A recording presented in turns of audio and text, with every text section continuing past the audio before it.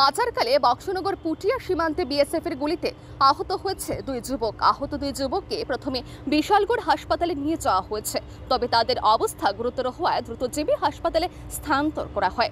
বর্তমানে তাদের চিকিৎসা চলছে। শনিবার সকালে ওই ঘটনাটি ঘটে যখন সাদ্দাম হোসেন ও সোনু মিয়া নামের দুই যুবক ভারত বাংলাদেশ সীমান্তে প্রবেশ করতে গেলে বিএসএফ এর জওয়ানরা তাদের লক্ষ্য করে গুলি ছোড়ে।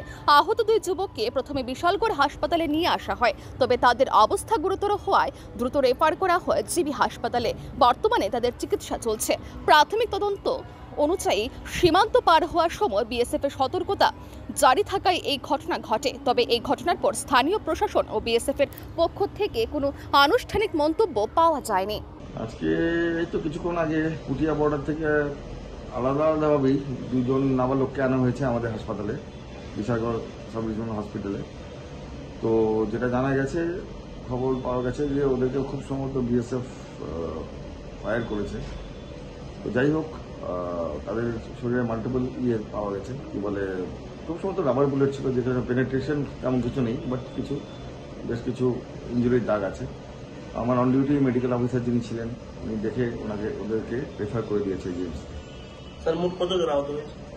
দুজন এসেছিল, আলাদাভাবে দুটো ছেলে এসেছিল, দুজনই নাবালক, ঠিক আছে। এবং পরবর্তী সময় যদি জানতে পারলাম পুটিয়া বর্ডার থেকে এসছে ওরা, এবং খুব সম্ভবত ওই দিকে বোধ হয় তাদের অবস্থা কি? এমনি তো ওরা স্টেবল আছে, কিন্তু যেহেতু এই ধরনের ইঞ্জুরি একটা সাসপেক্ট করা হয়েছে, তো ন্যাচারালি আমরা ওদেরকে রেফার করে দেওয়া হয়েছিল এজেন্সি। ব্যুরো রিপোর্ট আর ই নিউজ।